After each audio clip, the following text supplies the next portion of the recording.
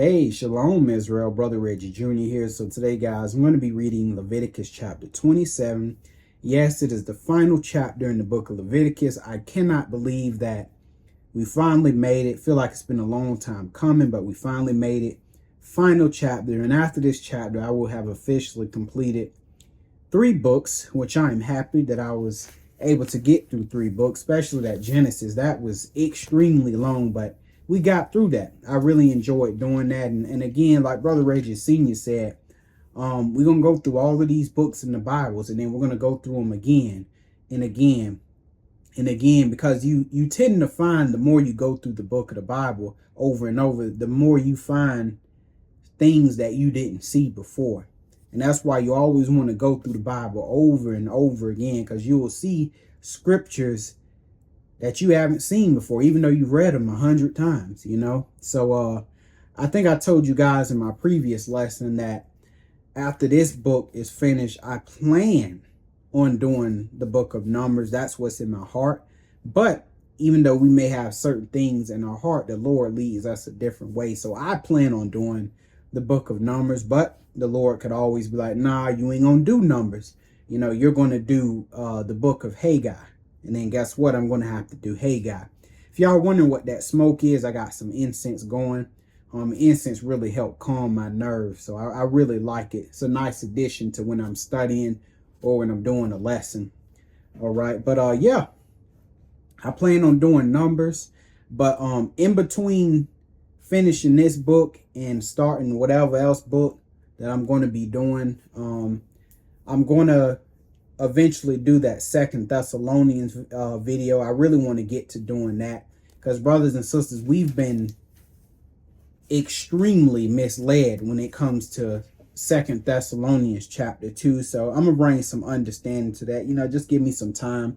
I've already made the lesson, or I just got to kind of put my notes together the way I want to put them together, and then I'll make the video. All right. So with that being said, brothers and sisters, we're going to go ahead and get into Leviticus chapter 27. I'm not going to cut in or anything while reading. I'm just going to read this all the way through. I'm just going to let the word speak, and then we'll call it a day, brothers and sisters. So it's basically just going to be a read through.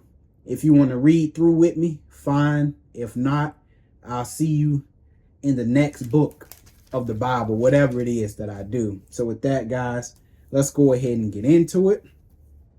Leviticus chapter 27 and verse 1, and it says, "And the Lord spake unto Moses, saying, Speak unto the children of Israel." So this is the Lord speaking unto Moses to speak unto the children of Israel.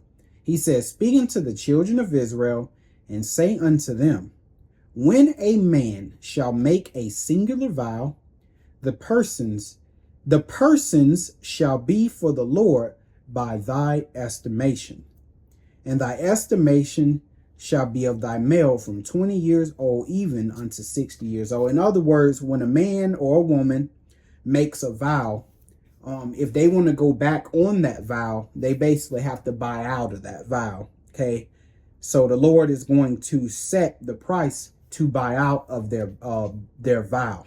And it says, "And thy estimation shall be of the male from 20 years old even to 60, even thy estimation shall be 50 shekels of silver, after the shekel of a sanctuary." So if it was a young male between the age, so if it's a male between the ages of 20 and 60, if he made a vow, but he wanted to buy out of his vow, he couldn't complete it for whatever reason, want to buy out, he had to pay 50 shekels of silver. It says, after the shekel of a sanctuary, of the sanctuary. Verse 4, "And if it be a female, then thy estimation shall be 30 shekels." So if it was a female, it had to be 30 shekels. And then it says, verse 5, "And if it be from 5 years old, even unto 20," so from the ages of, if it was somebody from the ages of 5 to 20 years old, "then thy estimation shall be of the male 20 shekels." So if that was a male between the ages of 5 and 20, they will have to pay 20 shekels. "And for the female, 10 shekels. Verse 6, and if it be from a month old unto 5 years old, so from 5 years old and under to a month, then thy estimation shall be of the male 5 shekels of silver, and for the female thy estimation shall be 3 shekels of silver. And if it be from 60 years old and above, if it be a male, then thy estimation shall be 15 shekels, and for the female 10 shekels. But if he be poor than thy estimation, meaning he or she cannot afford the price which was set to buy out of this vow, then what? Then he shall present himself before the priest. And who's the priest? You got the high priest, Aaron, and then you have the priests, which is who? The sons of Aaron. So he shall present himself for the priest, and the priest shall value him according to his ability. That vow shall the priest value him. So the priest basically is going to set a lower price for this individual to buy out of a vow if they're saying they cannot pay the price that was set, all right, based on their age range. Verse 9, and if it be a beast whereof men bring an offering unto the Lord, and that any man giveth of such unto the Lord shall be holy. All right. So whatever you're going to offer into the Lord, it's going to be holy. Okay. He shall not alter it nor change it, a good for a bad or a bad for a good. And if he shall at all change beast for beast, then it and the exchange thereof shall be holy. And if it be any unclean beast of which they do not offer a sacrifice unto the Lord, then he shall present the beast before the priest. And the priest shall value it, whether it be good or bad, as thou valuest it. Who art the priest, so shall it be. 13, but if he will at all redeem it, then he shall add a 5th part thereof unto thy estimation. And I know I said we're going to cut in, but I do want to cut in real quick. You see Israel buying out of the vows. You see Israel giving a lot of money for offers and stuff like that.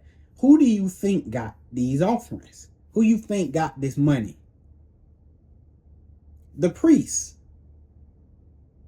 the high priests, the Levites, they got all of this stuff. So, these men were rich, brothers and sisters. We have to understand that, because remember, their portion, okay, the Levites, their portion was whatever the Lord got.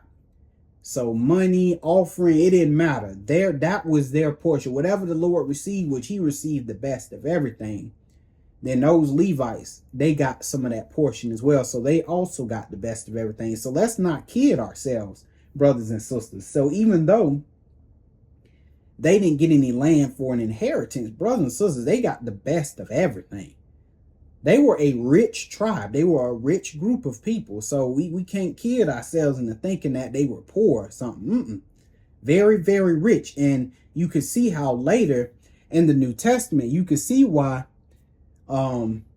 Jesus was a big problem for these priests, because they didn't want to give up any of this stuff. They liked this stuff that they was getting. They was living real good. All right. But that's for another lesson. We're going to keep reading, brothers and sisters. Verse 13. But if he will at all redeem it, then he shall add a 5th part thereof unto thy estimation. Verse 14. And when a man shall sanctify his house to be holy unto the Lord, then the priest, shall estimate it, whether it be good or bad, as the priest shall estimate it, so shall it stand. So it was up to the discretion of the priest. And it says, and if he that sanctified it will redeem his house, then he shall add the 5th part of the money of thy estimation unto it, and it shall be his. So we see these priests, man, they had a very, very big job. And so You can see why it was so important for them to be righteous and for them to have their head on straight, because they affected people's livelihood. They quite literally did. So, Israel had to trust in these priests, the high priest and the sons of Aaron. They had to really trust them to be doing the right thing. That's a lot of trust to put in a man. Okay. Verse 16. And if a man shall sanctify unto the Lord some part of a field of his possession, then thy estimation shall be according to the seed thereof. An omer of barley seed shall be valued at 50 shekels of silver.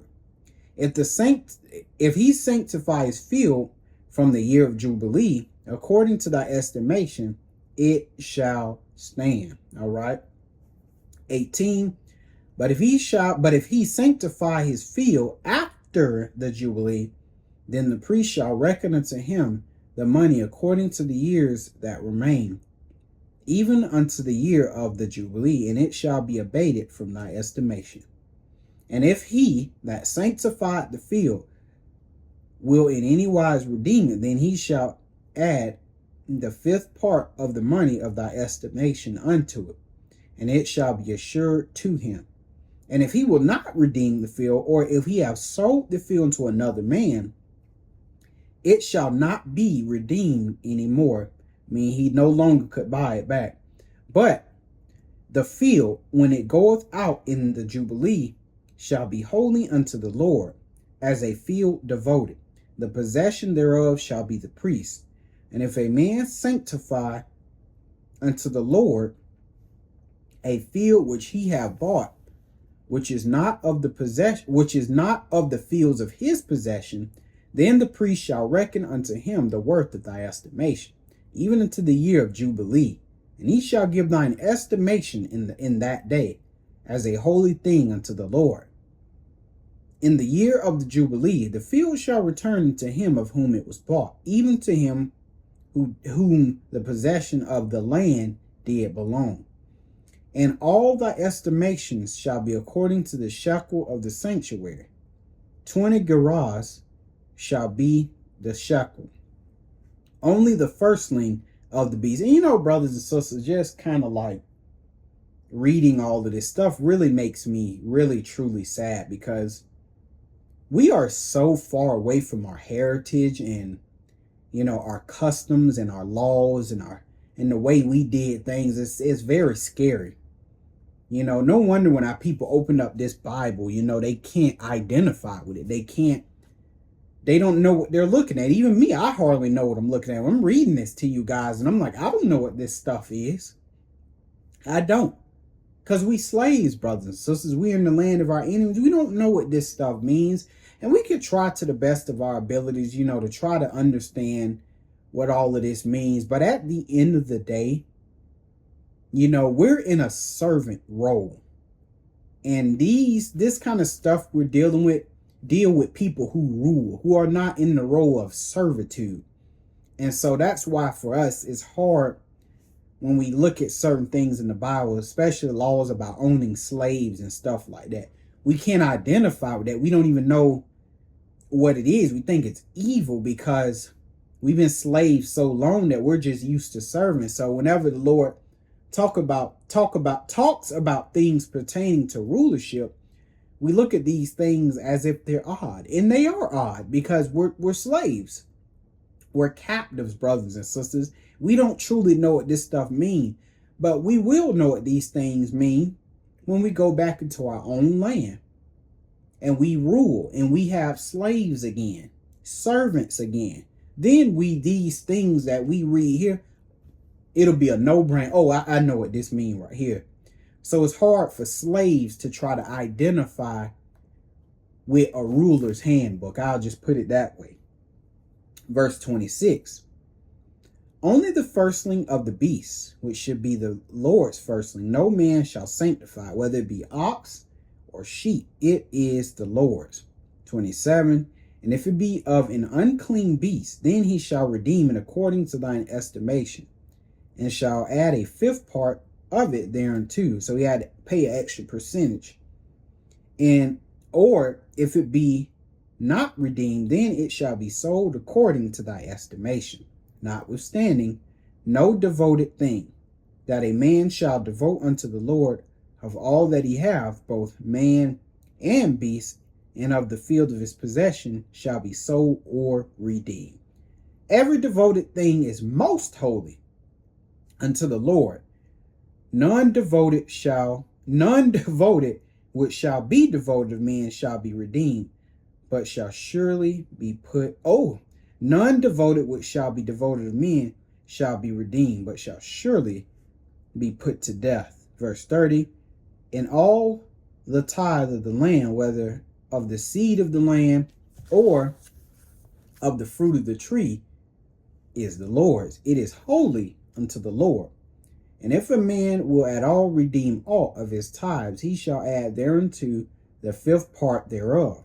And concerning the tithe of the herd or of the flock, even of whatsoever passeth under the rod, the tenth shall be holy unto the Lord. He shall not search whether it be good or bad, neither shall he change it. And if he change it at all, then both it and the change thereof shall be holy. It shall not be redeemed. These are the commandments which the Lord commanded Moses for the children of Israel in Mount Sinai. And that is it, brothers and sisters, for the entire book of Leviticus. I absolutely enjoyed that book. I feel like I personally have grown and I've learned a lot about the book of Leviticus, because sometimes when you're studying, you're kind of all over the place. You're flipping all over the place. But, it's good, brothers and sisters, to read the entire book, okay? Whether that's the book of Genesis, Exodus, Leviticus, Numbers, Deuteronomy, okay? You want to read the full book so you can get the full context, because, if you don't, you're going to spend a lot of time guessing, trying to figure out what's what when the answer is in the book. You just haven't read the whole book. So I enjoyed that. Like I said, brothers and sisters, my plan is to do the book of Numbers, but again, I could always be led to do another book. The Lord could say, no, I want you to do the book of Kings or Samuel or something like that. But for now, it's on my heart to do Numbers. So I'm gonna go ahead and upload this video. And before I start my next book, I will be doing a lesson on 2 Thessalonians. I absolutely cannot wait to do that.